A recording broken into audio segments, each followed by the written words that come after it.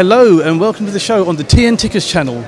Today we are still at the WatchPro Salon in London 2022 and we're at the Bonhams Auction House stall. So today Penny from Bonhams here has kindly agreed to go through some absolutely amazing pieces for us. But first let's get to know Penny a little bit better. Penny, could you just tell us about what you do at Bonhams and who you are basically? Sure. So, hello everybody, my name is Penny. I have been at Bonhams now for 11 years, always with watches, and I oversee the London sales. We're a small team, but we go for a lot of watches a year, and yeah, what we've got on display today are highlights from a sale happening this coming week, as well as our fine watches sale in December on the 14th. Thank you very much. So without further ado, could you show us mystery piece number one?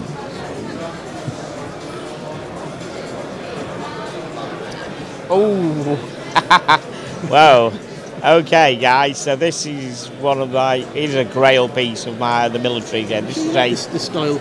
Yes, this is one of the Dirty Dozen. I can explain basically. Yeah, I'm apologies. Yeah, so it's a bit giddy here. Sorry. There's 12 watches that were given out to the army in 1945. In 1945.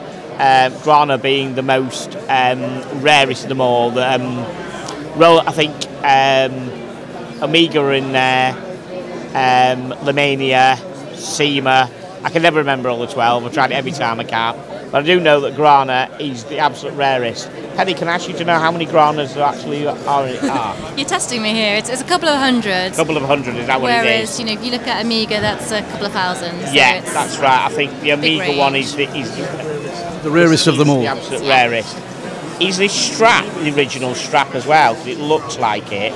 Yeah, it's a tricky one. If it's not the original one, it's definitely period correct. It's very period correct. I'm not trying to break anything. That's why I'm taking so long. And I'm not trying to rip the strap. And I know it's a cloth strap. And I really would love to put this on my wrist. There you go. The buckle on this one as well is absolutely lethal. So, oh yes, that is. I can poke an eye out. Like a spike. Yeah. Spike on it. With the idea that you would go through the fabric to right, okay, so anyone who's interested in buying this watch, it's actually a period it's actually an AF02100, which I've got one of these straps myself. It's a company who make them with the right material, so it's not the original strap, but it's the same material they make the straps are made out of. And I've got one myself, but it's got the stamp on the back. But that is beautiful. The watch is in brilliant condition considering it's a 1945 watch. Of course, it's hand wind only. I'm not going to attempt to wind it. I just don't want to break anything. But I can probably reckon it'll obviously tick. I'm just going to put that on my wrist. I think it's probably a 34 or 36 millimetre. I can never remember what size they are. Actually, I'm not going to fasten it up because I don't want to break anything with the strap. I'm just going to put it against my wrist. Yeah, that is beautiful. That's me. I mean, I can wear anything from this size up to a 55 mil. G-Shock and anything between, but that is beautiful. That, yeah, it's just a proper tool watch from 1945. You don't need anything, straight dial what you can see for the time. You heard it here first. It's proper beautiful. Yeah, proper beautiful. Yeah. Okay, Pam. Do you want to? We'll put that in the catalogue. Do you want to take a look and then? Thank you very much, John. I don't know if it's your style particularly, but. I don't mind. I do like a field yeah, you watch. like a Hamilton, don't you? I've got a Hamilton, of course. Field, yeah, but yeah, you've got to understand if I didn't know the history, if I didn't know the history about this, which you yourself and Penny have kindly imparted to me, the knowledge they imparted to me, I wouldn't know. But this, again, like you say, it's so delicate. I mean, it's so 1940s. Yes. You say, right? 45, yeah, 45. So is it a World War II? This was yes. proper used in World the war. War II. Okay. Yeah, 12. That's what they call the Dirty Dozen. At the end of the war, okay. I mean, it's. Just knowing that, it's just stunning. And on the back it'll have the stamps on as well, I think, even though you don't. Yeah, I won't do the strap up either. No, just it's just. Don't want to get you in trouble, and myself. I have to sell my house or something. And this is I do like that. It's very. The condition is amazing. It is. Is that you bought it from the original owner? You say? I don't think it is the original owner, but I think he's had it for quite a while. So he has already brought it from someone else, but not recently, as far as we're aware anyway. Two. Good morning, everybody. If anybody wants to go to the Speedy Tuesdays talk, this will be starting upstairs in the green room on level B1. In 5 minutes, the Speedy Tuesdays talk on level B1. Thank you very much. That's another edit. Yeah. That's another edit. That's another edit for Andy. So did you say you still had a reserve on this? Is 17,000? Did you say So this it's one? in at 15 to 25. It's in at 15.25. Wow. This is, and I'll just let you know that other Dirty Dozens, maybe not in that condition, go for maybe 3,500, 4,500, 5,000. So that is how rare that one is, for 3 times the amount. Yeah. And the dial is, there's no deterioration on that dial or patination. It's just clean. Maybe a bit of patina on the hands. Yeah. But that is it. It's so clean. It's ridiculous. Yeah. Andy. Wow. Let's take a look. Yeah. It's a special watch, guys. Well, like the first thing you realise when you hold this is how pristine it is, right? It's like immaculate. We have a guy that watches the channel called Thomas Burnett. And the dial is so clean, right? You can see it. Like it's not the kind of watch I'd normally go for, but the historic element of it is really cool. Yeah, once you feel that once you know what it is, it suddenly you look at it completely differently from initial. If you didn't know. Exactly, it's a lot more special, right? When you understand. If you just saw it, you'd be like, okay. But once you understand the importance of the piece, yeah. So what I'm going to do, I'm going to try get it in focus now on the camera. If you take it to the camera, everybody can see it. Okay. So Andy is trying to get that.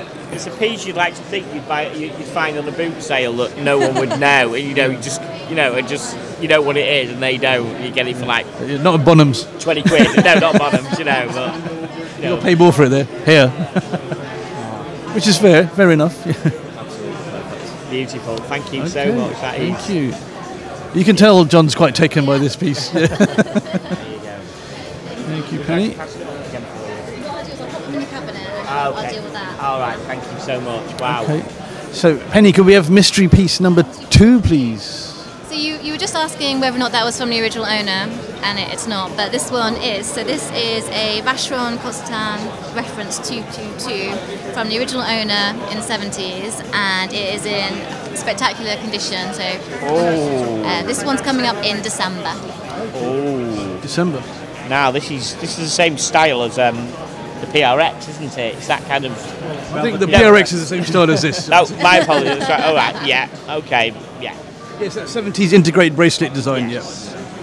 And so they've just relaunched it in the gold version. Yes, that's right. Very hard to get as well. And you see, a few months ago, I wouldn't have gone for something like, my whole outlook on watches has changed completely. I mean, I love your military, but I wouldn't have ever, looked at something like this. But everyone, like the community, and you guys have educated me, and that is beautiful. It suits you actually. That suits me perfectly. Look at that. It fits me perfectly. Can you put an early bid in? Yeah, that's it. I'll get the registration form out now. Wow. And what sort of price is this going at the moment in the catalogue? This one's in at 40 to 60,000. Wow. Okay. Didn't expect that. Wow. Okay. I'll handle it with even more care now. I know that than what I was doing. This is special. Wow. It's very special. This is very special. Yeah. Wow. I'm so impressed you know all the prices of all these watches. Oh, well, we're only on watch 2 so far, so. No, crikey, Yeah, Penny's actually disappearing in the background looking at the catalogue. Yeah. So what's your view on this? I really like it. I think it's really cool. I think it's a model that is only just now people starting to realise that, hold on, actually there were other designers going on and not just Royal Oak and Nautilus. Back to Journe. Of course. They're fantastic watches, but it's always nice to have variety. And you were just saying yourself that it's about military that you kind of loved, and that's what makes watches interesting, is that there is more than one pocket of watches to collect. And this is nothing been changed on it. It's absolutely as it is. Bracelet and everything original. Yeah. Wow. And original owner, like I said. It's like what year is it? This is where it is 70s, and my mind's gone blank. It was mid-70s. Mid-70s. Well, it's like time stopped, because it's absolutely, again, it's immaculate condition. If someone's worn that a lot, they've taken care of it for that. it almost looks brand new. It really does. The gentleman who owns it, I'd say he's been a little bit of a spontaneous buyer over the years, and then he's bought it because he loved it at that moment, and then not really worn them too much. Wow. That, yeah, so. absolutely. Let me just pass this over to Palm. I'll take the microphone off you. Just get that on your wrist, sir. That is, we seem to have the same wrist size, those guys. So we can, well, it's very, perfect. yeah, it's, we didn't make it part of the channel. You know, you have the same wrist size and join the channel. You know, it just happens. It's amazing. Elk as well. You know, and I love that 222 on the back. So if you get that, show both sides when you do the, it's just absolutely so 70s cool. That is, In the same auction, we actually have the smaller version coming up. So nice. This is the jumbo one. Okay. What size is this? Talking of jumbo. This is the jumbo. Yeah, what size? What millimeter? How many? Oh. You're testing me on the size. It will be. Let me guess. Hang on. 38. Yeah, something like that. That's very nice. It's a bit tight on me. So I won't put a bid in. It's a bit tight. Wow. Okay. But that does look. I love that integrated bracelet design, and it's just. And as you say, it's something different, and it's an exceptional brand, part of the Trinity. Yeah. And I watched that. Kind of people forgot about till last year.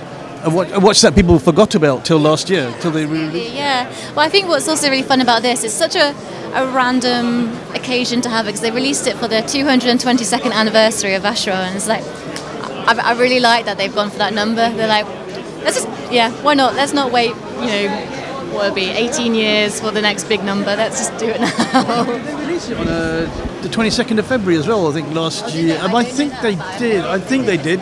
If they didn't, they should. Vacheron, you missed a trick. It sounds about right, doesn't it? It does sound about right. It's absolutely beautiful, isn't it? That is equally beautiful as the last. And I love the Maltese cross on the. I never spotted that. Andy will get in gold as well. Yeah. So this is a steel watch. And that would be gold. I'm guessing would the cross be gold? Yeah. Okay, thank you, Andy. Over to you. This is a piece I've always admired. So it's kind of surreal, right? Getting to wear such a piece. Is that recently you admired it, or always? For me, it's recently. Again, because the awareness recently. Since the release, right? Since it was released, but it's just incredible to actually get the opportunity to try on. These are watches what normally you just see pictures of, and then I've never had a chance to even feel what it's like to wear. So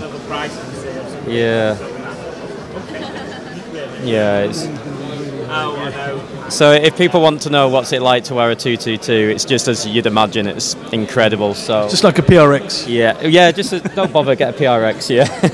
No. Let's get the prices to drop on these, right? But I'll get it close up now on the camera. So excellent. And show the back as well.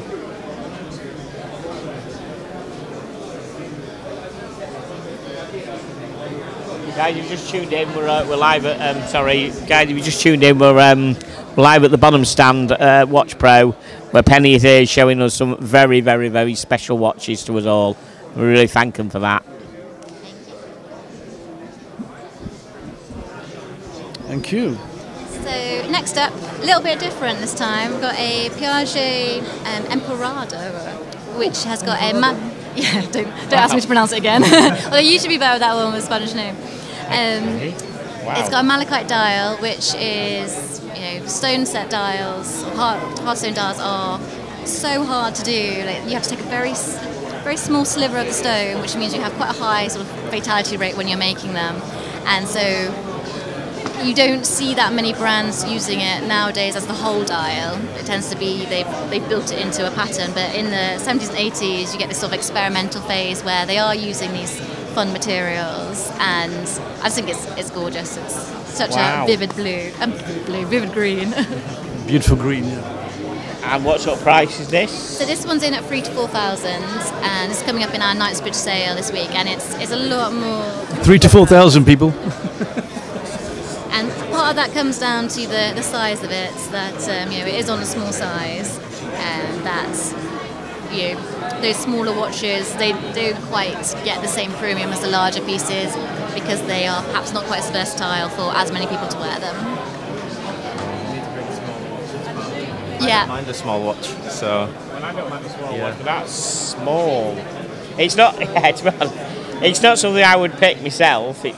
pretty unique. Would you wear it? Would you wear that like a tuxedo to a dinner? You know what? It probably could be a tuxedo type watch, couldn't it? That, yes. Yeah, he probably, yeah, it's a talking point, yeah. Me in a tuxedo would be a talking point anyhow, but if I had a watch as well like this, it'd be like, wow, yes, and I can see that, yeah. So what's your initial thoughts when you look at that? I've never seen anything like it particularly much. I've never worn anything like it. It is nice for the right occasion. It's not an everyday watch, but yes, as Andy said, a tuxedo watch. Yeah. It's like as opposite as you can get from a military watch. Yeah, exactly. As far away. If you can have something in collection as this in a Grana, it makes you a true watch enthusiast. That's what I like about it. You know. Yeah. This is a watch the politicians declaring the war wear, not the soldiers wearing the field watch. Wow. Okay. Okay, over to you.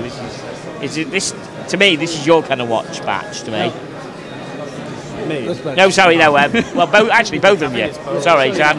Yeah, it's all right. I've only known these guys for 2 years. I'm calling him the wrong name. Sorry, everybody. Is Malachite synonymous with Piaget, or is it? No, you do see the lower brands as well. Yeah, I'd say Piaget.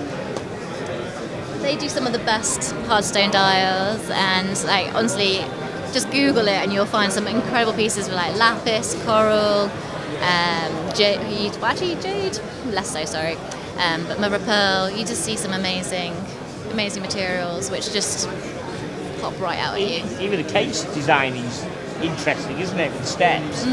Yeah, the shapes or whatever it is. Actually, almost, taking a bit of a run. Yeah, that's right. I've never seen that it, before. Like, it's Cartier I've seen that before. I don't quite remember. So the reason why this stood out to me is I was in Doha recently and went to a Piaget boutique, and they had a newer version of this. Actually, is a lot bigger. It's in white gold, but it had the malachite dial. That's why I was wondering if that. And it was, of all the watches I saw, was the best one. I just thought when you wear this, and I was telling the guy in the showroom that when you walk into a room wearing that or this even, you set yourself apart from pretty much everyone else because it's just so unique and just it's very flat as well. The step case is very flat. It's not over intrusive. It doesn't get in the way. You flex your hands. It's very wearable. Yeah, and very stylish. So yeah, you would have to wear it somewhere nice. Not every day to work, to the office, or on the commute. But it's absolutely stunning. At least you wouldn't get it stolen off your hand in London or anything because you wouldn't know. People wouldn't know what it is. That's true. So, you know, it's the back's very interesting. What is that? The crown? So wow! Oh, we need. Andy will get that. I didn't know. So you wind it from here. I did wonder where the crown was. I should have asked the question. Wow. So you have to be a bit careful with them that you don't. If you're not familiar with how they work, just ask someone to show you first because you can run the risk of like yanking it off. Oh wow! Which you don't want to do. But as soon as you know what you're doing, then it's super simple. I don't think it's a watch for. I think it's watch for somebody who knows what they're doing. Isn't it? It's a connoisseur watch, 100%. It's very affordable at £3,000 to £4,000 as well. It's incredible. I was expecting this to be a lot higher. I might actually register. Yeah, we'll just actually. We may talk later. Oh dear. Right. Let's go halves on it. Yeah. Show it. A question for you actually, Pam, because you've tried on a more modern iteration of this. Like, do you feel that the smaller size still works, or do you think the larger, the larger size works better? It's two very different watches, so similar in shape. Yeah. I think the size does make a massive difference. So this doesn't dominate your wrist at all. It's just you hardly know you're wearing it. Yeah. And the other one, you know you're wearing it, but it's flat enough to not be intrusive, but you know you're wearing it. It's a very large size, and it's white. It's heavy as a white gold, so there's more gold there. Yeah. So it's obviously a heavier watch on your wrist. Yeah. Yeah, I really want this watch, especially now I know the price. Is that the original strap? Well, the estimate. Yeah. Is that the original strap? Probably not, to be honest. Yeah, with leather deteriorates so easily. And what year is this one? That'll be 70s. Mid-70s. Okay. Guys, I think there's a Tudor sub going on for sale. No, not my Tudor, but yeah. I want a so 1940 to meet. Yeah. Maybe a question for Penny. I have friends who are quite big into the vintage pieces, and they at the moment vintage Cartier is really trending at the moment. and they're saying to me Piaget is going to be next. Do you see, working from your industry, do you see similar trends, or do you expect Piaget to maybe pick up more of the vintage pieces? Interesting question. I think it's a really fair observation, to be honest, actually. Thinking about the vintage Piagets that we've had, something like this, like we're just saying the value's only 3,000 to 4,000. That's so accessible, but incredibly rare watch, really. And the process to make that dial it's not easy. It's not, so it should be worth more. And so we have seen over the last year and a half other hardstone Piagets that we've sold. So we had a really lovely turquoise dial, which was also co-signed Asprey, and similar price estimate-wise, and it went for I think about 8,000 or 9,000 in the end. So I think people are starting to cotton on, and it wouldn't surprise me if a similar thing happens. I don't think it'll be quite the same skyrocketing prices, but I think it's a quite one to watch. Just a quick, and you say 3,000 to 4,000 now. What would that, once the auction's done, how high could that go from your experience? All it takes is two people to want the same thing for the price to go up. So you can't really tell. Okay. And then our estimates literally mean nothing. Or for a celeb to pick up and wear one suddenly, some big celeb suddenly to make it current. Make it and super then trendy. Suddenly that'll, yeah. Yeah, absolutely. The crown on the back as well. Yeah. So have a look at that amazing malachite dial. The crown on the back, please, Andy, as well. Yeah, and the crown you wind the crown on the back. It's so flat as well. Yeah. But don't try it at home, because you'll break it. Yeah, I don't want to put people off from it. It's just because I don't want to scare them from it, thinking, I can't buy that vintage watch because it's just going to be too delicate. I can't touch it. Cause, they are good to wear. It's a piece for someone who knows what they're doing. Yeah, just be a bit conscious of it. Even though it's 3,000 to 4,000, it's like a high-end horology. Opens at 3. It opens at 3,000 to 4,000. Yes.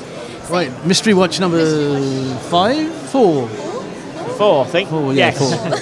The next mystery watch, whatever it is, yes, please.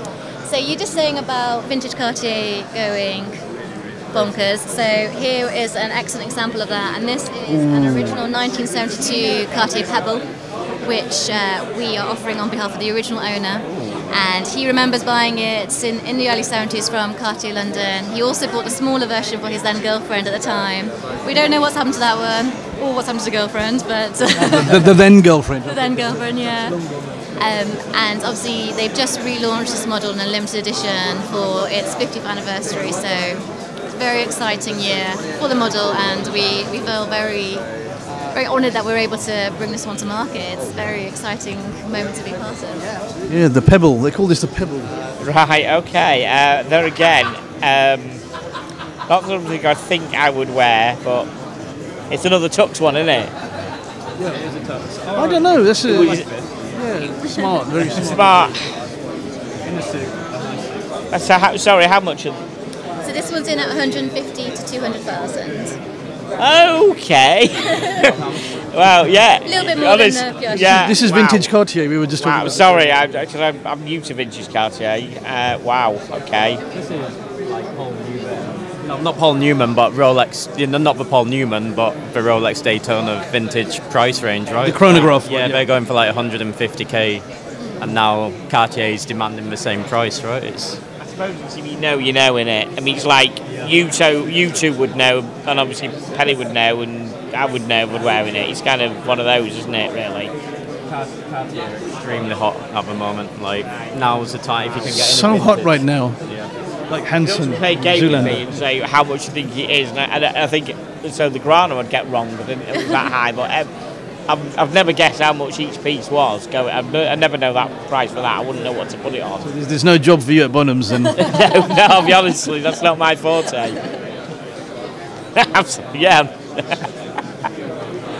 A beautiful job to have, though, wasn't it? Christ. I know, amazing job. Handle watches like this every day. We're like, That's one of the hottest pieces right now because of the recent release. Because it's reiterated it. I'm learning now. When I see one of these with that unique shape now, I will remember that. No, it's every day's a school day, and I would know. It's felt like our arms have been a bit of a yo-go this weekend so far. That's come out of the cabinet. Oh, really? This is the one that it's probably because of recent. Yeah. Because, like you said, it's so hot right now. People are so interested in it, and to actually have the opportunity to handle an original one is. I'm crikey now. I'm thinking, not, wow, I'm overwhelmed by all of this now, and more than I was when I first got it, because you just told me more about it. You know, great.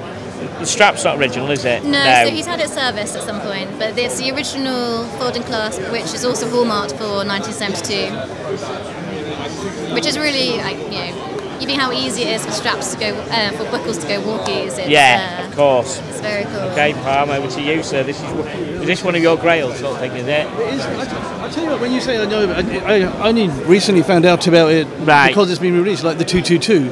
But again, I didn't know the heritage of it, and now I do. It's obviously a grail. I mean, to own one of these is virtually impossible, right? Fits you perfectly as well. Look at that. It does. That fits you perfectly. Slightly big for me. That fits you perfectly. Yeah. That's selling your house.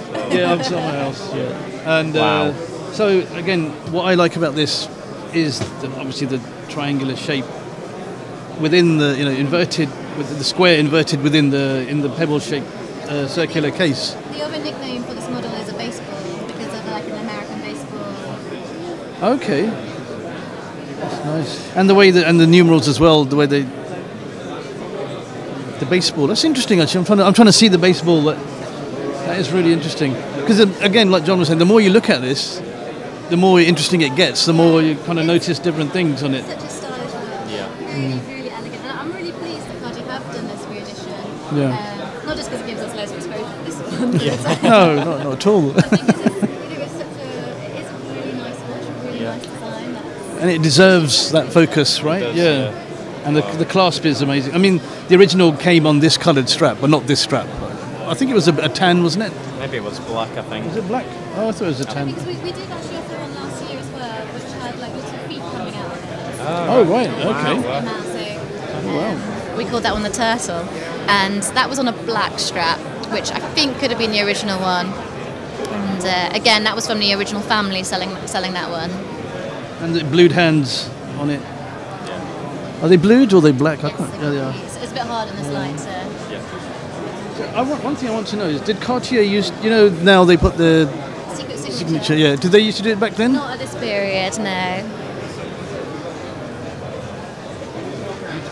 I have to say, your watch knowledge is pretty good. Pretty good. I'm on an education here. That is, yeah.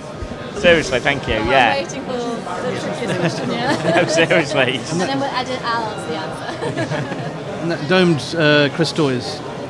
You see, you don't even notice that the way it's just domed. See the pictures, yeah. Andy? Yeah. I know you've been. This is a grail piece. I can yeah. see your. This is his grail. This is one of Andy's grail pieces. Wow. Yeah. Okay.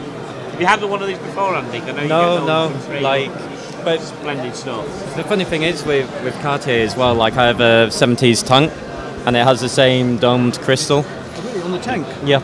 Like, it's pros and cons to that because it looks cool, it's attractive to look at, but at the same time, it kind of, if you're trying to get a good picture of a watch, it kind of distorts the dial in certain angles. Then. Yeah. That suits you, Andy. That's you all with that gear. Yeah, now. like. That's you. Yeah, I love it. Yeah.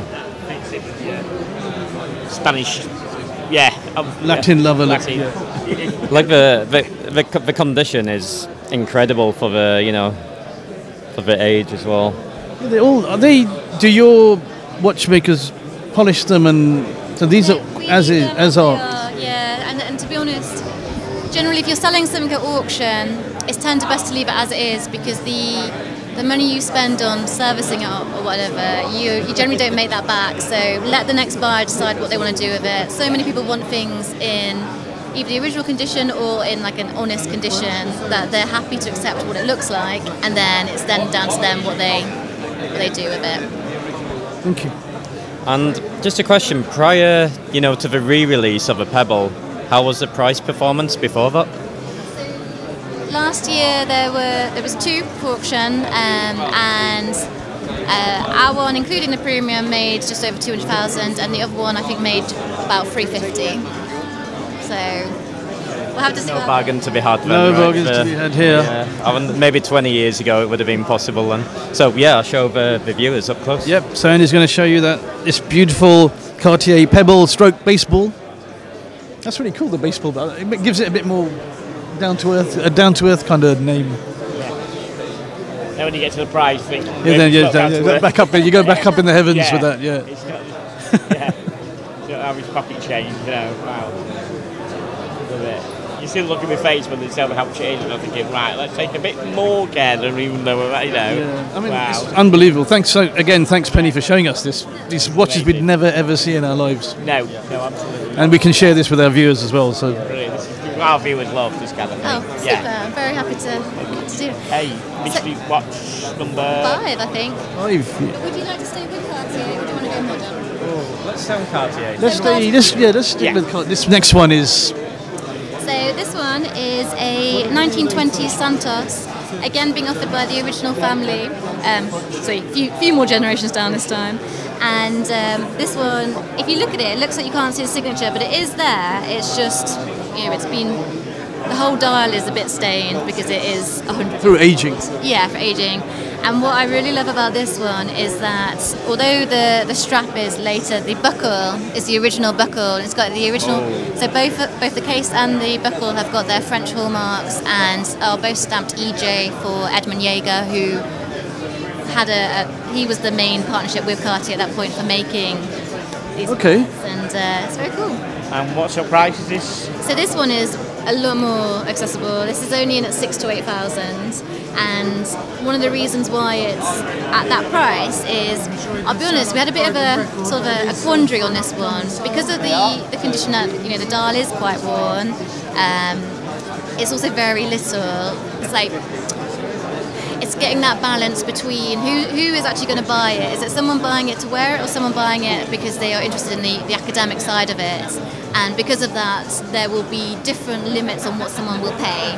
So if you have a piece that is both academically interesting and wearable, it tends to go for more because it crosses that sort of... It's more academically appealing. I think so, because the size and how old it is, it's like how the pool of people who will be looking to wear it does get smaller. Wow, so this is probably the smallest watch I've ever had on my wrist. I don't know what size is this likely to be when you just like, wow. 24? 20 something, I don't know, small. 100 years, and it's probably the oldest watch I've ever had. It's 100 years old. I've not had a 100-year-old watch on my hand. Wow. There again, it's a dress piece. I don't know, it's... Piece. So you know what, I probably wouldn't wear something that small. It's just Would you, if you could have it as a collector in the collection, you'd have it to admire as a... Yeah. A watch enthusiast, a watch collector, yeah. But it's... Wow. Amazing. Over to you. Hey. So, did you say the year? What year this was? 1920s. 1920, yeah. So 1920. Is it an original Mark one? Is it the first design they ever made? Yeah, it's one of the earliest. Yeah, the original. Yeah, okay. Definitely that we've come across, and we've been trying to date it to see if we can date it earlier than 1920. And we have found another one that's 1915, but we think this one, looking at the movement, is probably is 1920. Well, that dial. Okay, while you say it is worn away a bit, but it is absolutely... It's what it is, it's 100 years old. There's a lot of character on 100 years old, wasn't I? You did when you were 100, yeah. Sorry? So I've lost my train of thought there. So the Cartier thing has been worn away. The numerals are all still quite nicely, still intact. And the hands are still very good as well. Is that original? There's nothing been touched. Nothing's been changed on this, has it? The dial is original. Like you can see from the staining that it's had some water damage in it at some point. So right, water ingress, yeah. Yes. Hands, are they original? I'd be inclined to say that if they're not original, they're definitely early ones. They're not modern hands on there. No, period hands. That's good. Yeah, I like that. We like that. It's like the way the light comes off it, the way they put the shape. And when you put it in the light, you can just catch that sort of stain from where the Cartier signature was. It's easier to see. Like we've got some photos of it out of the case. You can see it right there. Okay, that is a bit too small for me. Even for you, yeah. Yeah. Would you rock it? I could. It might be just a bit, just a step too far in that size, which I could tell in the case, but it's just such a historic watch. It just had to be. Yeah. With this one, you saying that every day is like a learning day. It's exactly the same for us. Yeah. And I didn't realise until we were cataloguing this one that, you know, around the bezel you have those little holes, which I always thought were punched. I didn't realise that they weren't. And then when we took it out, you could see on the inside that there are tiny little inverted pins sticking outwards. Oh wow! And that's what this is. And they're not doing anything functional. They're just there poking out. They're not holding anything in. It's like where the screws are? Or yeah, so they're not actually screws. These are little pins upside down in there, which I always thought they were just stamped on. So, I see. Oh, okay, but they're actually functional. Yeah, well, on these early ones, because eventually they get replaced into screws, which you can see from the outside are actual screws. Andy will show you those in a minute. Every day's a school day, guys, on the Ticket channel. You go, Andy? I think this is a watch I love wearing. Let's see if it's too extreme for me. See, Andy, that will rock. That's all right, actually. Like I have a small tank already, right? So it's. This is smaller than that, though, right? Yeah, my tank's a little bigger than this. That jacket just suits all dress watches, doesn't it? Yeah. Okay. It's close enough. Yeah, I'd rock this. Yeah, I can see that. Yeah. Less is more sometimes, and I think people need to get out of this habit of it needs to be 40mm or it's a girl's watch. It's nonsense. Yeah, it's just. If it's 100 years old, you ain't going to get a 40mm watch. It's going to be that size. So if you want a 100-year-old watch, you're going to have to accept that size, aren't you? But yeah, that's that's cool. Yeah, it suits you. Yeah. That really suits you. Yeah, that's it. Get your bid in. You might as well go to the camera with it on, rather than yeah.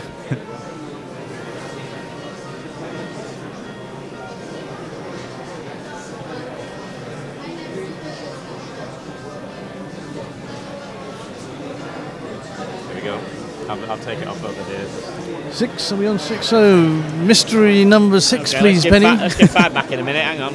Oh, 5's still out. Okay, hang on. 5's still out, yeah, we're on. He likes it a bit too much, I think.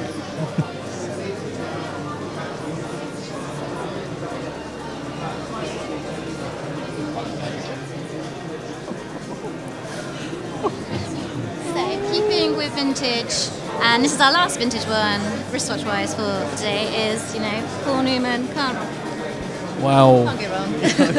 Cannot go wrong with it. So it's a reference 6239, and yeah, like, I'm sure all your viewers. I don't think you need to say anything, do you? Yeah. Leave that to your imagination, viewers. Guys, I'm excited. This is another, you know, I watched the sale auction, obviously. Sorry, I'm not going to tell you too much because it wasn't Bonhams who did it. But I watched the auction and that 17 million of Paul Newman and, you know, everything. I think everybody watched that auction. Yeah, everyone watched that. The fact is that it went out the room with 2 bids straight to 2 telephone bids, and I think it went to 2 million straight away. So everyone out the room was out, and it's two telephone bids. 17.8 million. $17.8 million. That's ridiculous. Oh my god. I'm gonna put it on my wrist first before you tell me how much, just so I don't actually do anything like that. That's what I'm saying. I'll put it on my wrist firmly, and then you can tell me the price. Wow. So the year of this is what? Oh, it's going to be mid-70s. Mid-70s.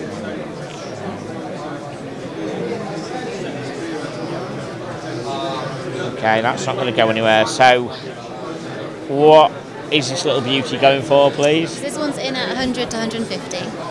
Wow, 100 to 150, that's not... Sounds cheap compared to some of the others. Yeah, that's what I'm saying. I was expecting it to be... register then. And a lot cheaper than $117.8 million as well. Yeah. Wow. So how does it feel wearing a Paul Newman? It's beautiful, absolutely, yeah. I mean, like Brian, the regular panellist who said that he was on a cruise not so long ago, and one guy had one on, you know, on the cruise, so he put it on his wrist, and he's still going on about it now. He's showing, you know, whenever he mentioned it, oh, I've had it on my wrist, here's a picture. Well, I'm going to be the same, like, you know, it's like, this is amazing. This is... So what, we're going to do it for all of us. Yeah. So Andy's going to take a picture of this on your wrist. This is such an historic, absolute iconic... A moment in the... iconic time. In the journey. there's only one more in the collection which I think would just be as good as this. So what's your thoughts on this? Apart from the whole history, is this one of your favourites in the case?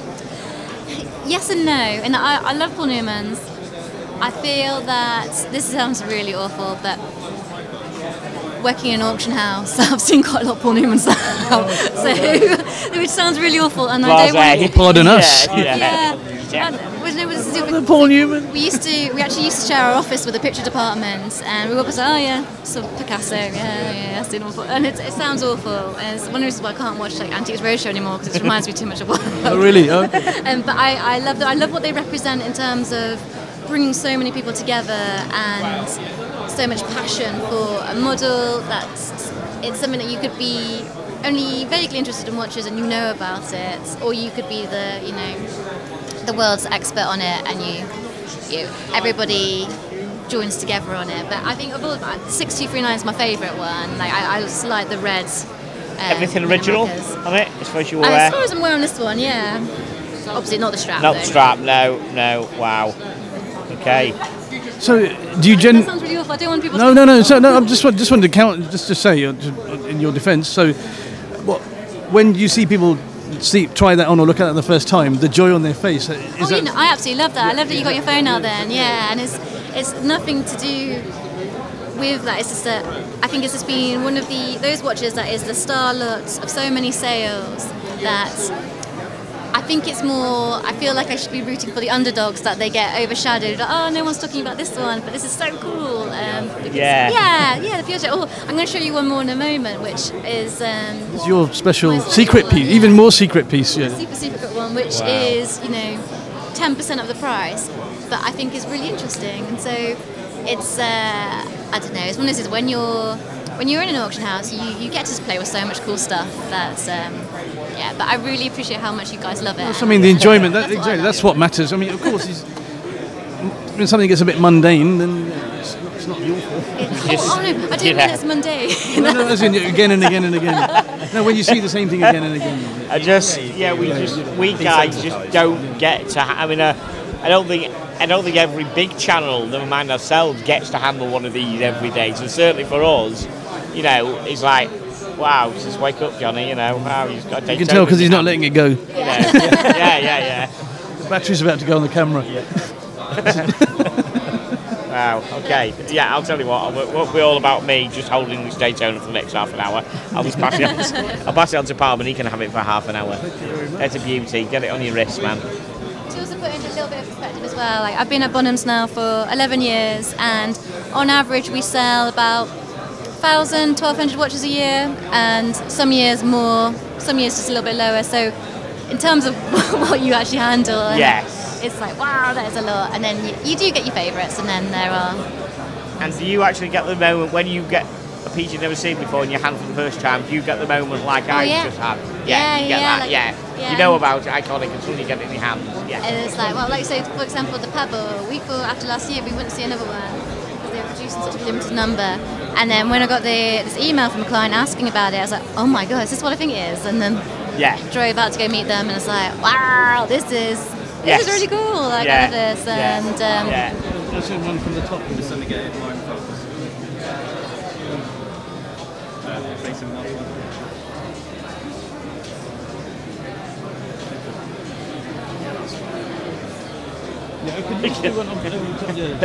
Smile. When you smiled, I didn't know I was in it. I thought you just take a picture of the watch. Really serious. I've got a pole in my hand and I really hate it and I'm horrible about it, Yeah, it's serious. I didn't know I was in the picture. I thought he was just taking a picture of the watch, so I didn't know what I was doing. Okay, anyway, I love Smile then.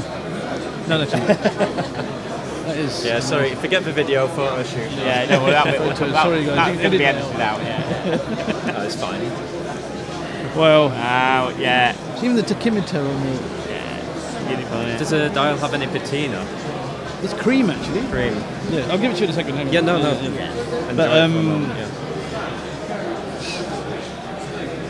so what year again is this one again? 60? It's going to be early 70s. 70s, okay. Not mid-70s, early 70s. Early to mid. There's a caveat there of 5 years either way. Yeah. Early to mid is... 1970 and 1980. So I think I need a picture of this one as well. Yeah. So how do you want it over the phone doing?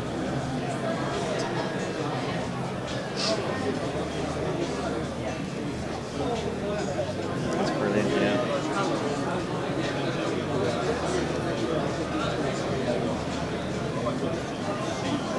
You want one from there? Yeah, go on.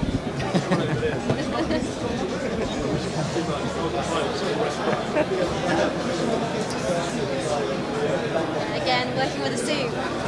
yeah, rocking that. Yeah, it's brilliant. Wow.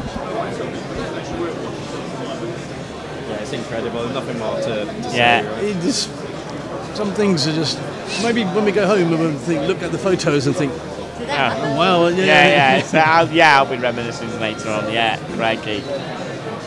Doesn't want to get off my wrist, this one. So. He's going to have to keep it now. I have to keep it now. 17.8 million. I have a vintage Tudor sub to trade in for it. One more hold of it. I'm a big Daytona fan. Yeah. I need to show it to the camera. Absolutely, yeah. Oh, crikey, you need to show the camera. Yeah. I'm a big modern Daytona fan because I've never handled a vintage one, but that is something. You are a big modern fan? Yeah, so I have a buy better one. And I just love the size of it, the 40. It's just not chunk and not plunk, it's just... Do you like the beach models? Which ones are those? So there's 4 of them. There's a bright yellow, bright green, bright pink and bright blue. And we've actually got the yellow one over here, so I'll show that to you guys afterwards. And we're going to have the green one in the sale as well. And they're really fun because they are really bright. Yeah. You know you're wearing them. Right, so last wristwatch, we are going all the way modern, and again talking about what's super hot right now on FB Journe. And so this one, literally, we only consigned this 2 days ago, and we're like, let's take that to WatchPro. And this is something that gets me excited. Of like, oh, it's really really interesting, like small production, something that is. Piaget that make like you say you get really excited about this one. Is it because you don't see many of them, or the designs, or steampunk? All of the above. And it's also the fact that they're hand finished. They're still being experimental with their designs, and that's what particularly also attracts me to vintage watches, is that the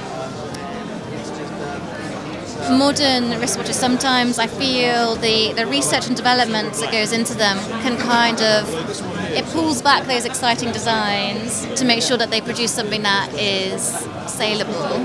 Playing it safe. Yeah, and I don't mean that in any sort of disrespect to the brands, because I think they still produce really nice watches. Exactly. Yeah, but that's what I generally like about vintage ones, is that they come out with you see something and you're like, that's a bit mad, or like, oh cool, I haven't seen anything like that before. And I kind of get that same feel with FB Journes of like, you don't see anything else like them. Like you look at it, you're like, that is a really cool dial. Like, what year is this? This one is going to be about, I think about 2010. Okay. It's older than I thought. I like that. It's really nice. So this one's in steel, and we'll also have another one in the sale. I do like that. And how much is this? Sorry, go. This one is in at 60 to 80, which is a little bit conservative, to be honest. So let's see what happens. It's enough, yeah. Yeah. Yes. There's enough zeros on that. I definitely do like that. And I think that the salmon dials are just really nice, like sort of warm goldy kind of thing. Kind of yellowish. Yellowy, goldy, sandy kind of, depending on the light, the whole spectrum of colours there, And I really also appreciate the font, like the typography he uses. It's like it's just the shape of the numbers. It's just really very classic. Yeah, just very. I don't know how to describe it really. I need my thesaurus out to. Very Journe. It's very Journe, yeah. Very Journe, yes, very nice. Lovely movement. Yeah, lovely movement there. Yeah, beautiful. There you go, sir. Again, I never thought I'd ever try one of these on, so this is amazing. We have another Octa in the sale in December, so if you come along, you can try 2 on. Perfect. So we'll get involved in that then. That'd be great. So what's the actual model name of this? What? So this one is the, you're going to have to forgive my pronunciations here, it's the Octa Calendrier. It's an awful British accent. I love that second hand. Just. And I like the hands as well. That it's a Victorian, actually. Yeah, yeah. It's a very Victorian, steampunky kind of. Yeah.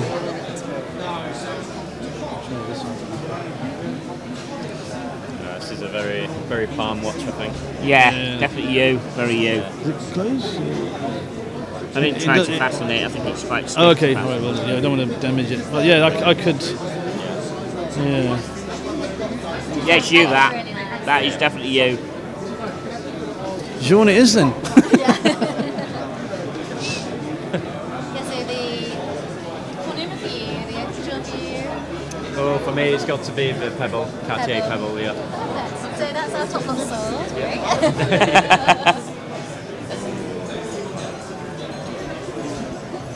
We really need a loop, right? We do. Oh, yeah. We've got two, so Oh, wow. we have twice Fantastic. them. Okay. That's great.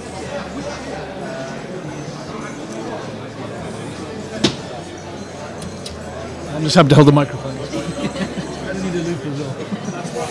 Yeah, the detail in the dial is, and you can appreciate the font, as you were saying, once you look through the loop as well. You know, the first time I handled Paul Newman's, I was very much the same about like, wow, this is amazing.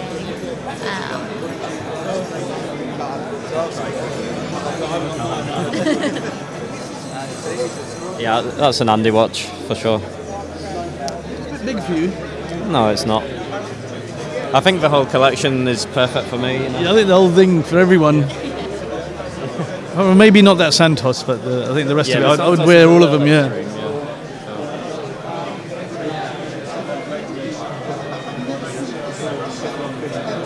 So, Penny, if you could, would you have a Journe? Would that be one of the top of your? Yeah, I'd like one. Yeah, there's a really nice one. I'm having a mind blank on what the model is now, but you can get them with in a tantalum case and like a blue dial, and I just think they're really cool. Like we had one about a year or so ago, so that's nice. Sorry? You like to see it with a loop? Okay, I'll take my glasses. I'll do it with you. You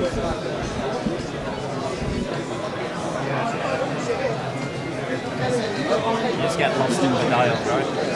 Yeah, the waffle detail on the hour, the hour dial. You don't see it with the ice. Yeah, particularly in this light as well, it can kind of sort of make it harder to focus in. But yeah, when you look at it in daylight as well. And even the screws, the casing on the dials. Yeah, like Paul has gone into every It's detail. very Phileas Fogg, the hot air balloon and the Yeah. Right, have a look at the loop. Sorry. Leave the loop on, just leave it on there so we can look at that.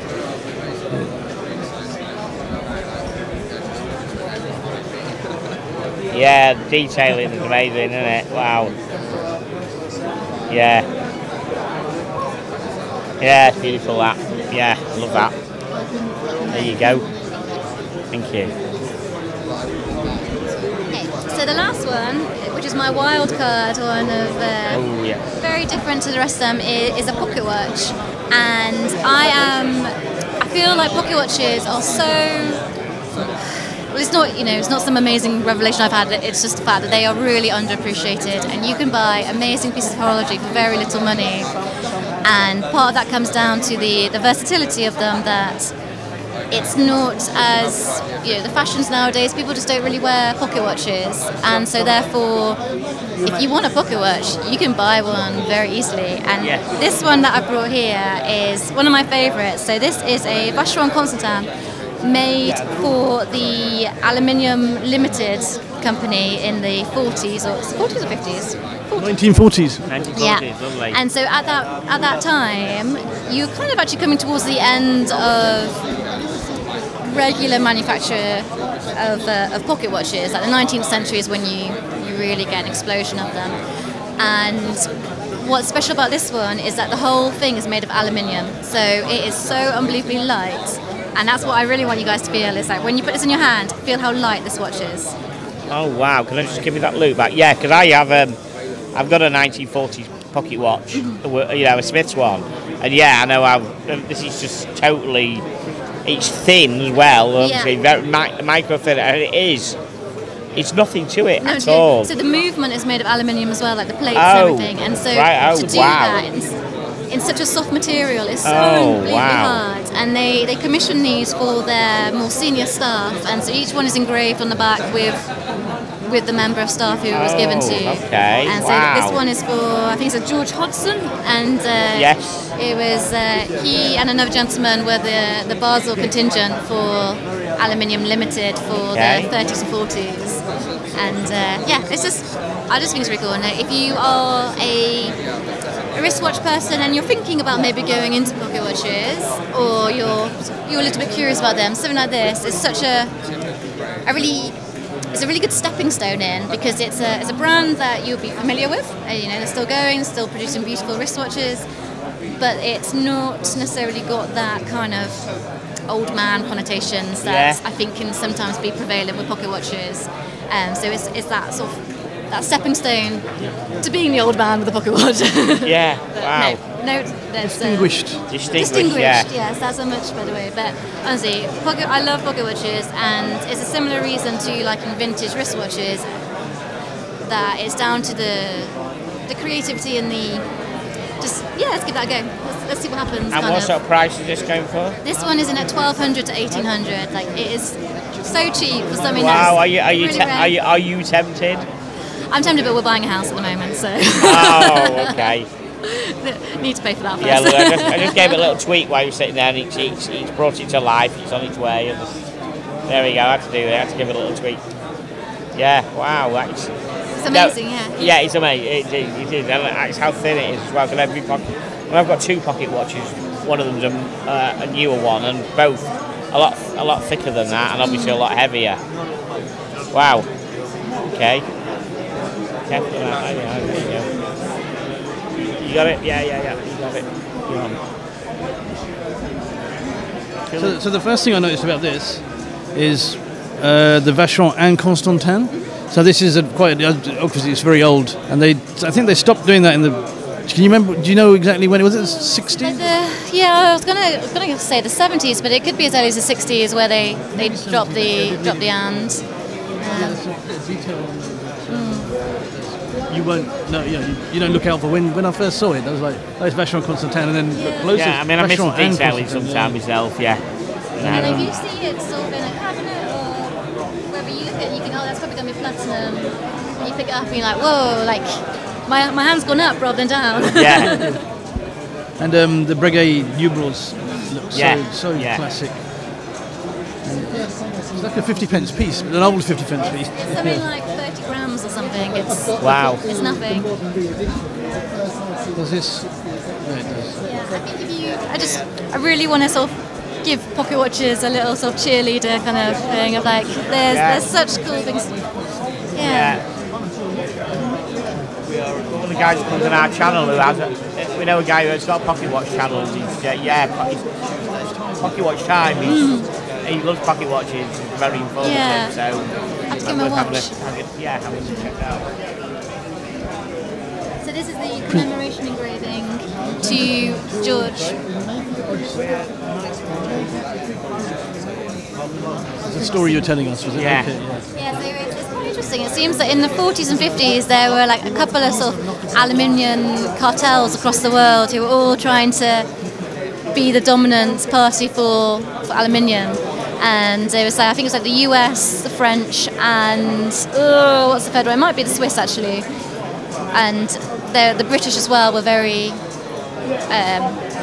involved, and I think they merged with one of the parties, and eventually they all merged eventually. I love the shape of this, the chain, the chain fob, the link for the chain. Yeah, so it's almost like, if you put it like that, it's almost like heart shaped, and then when you put it up, it's very nice. Very nice. Wow. it's like holding air, right? It's like nothing but. Oh gosh, yeah. Would you like to go above that price, or I mean? Potentially, we've had a couple over the years. I think the most one went for was maybe about 2,500, 3,000. So it's not too huge yet. Yeah, not massive. But I feel like they should be more, just because it's. Yeah. How do you make a movement out of aluminium? I know. It's just half of this stuff is just yeah. Not even half. Most of this stuff.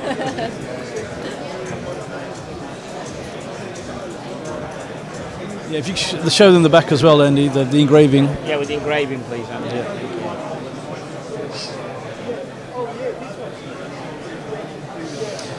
Oh, that's our last piece. I feel sad. Yes.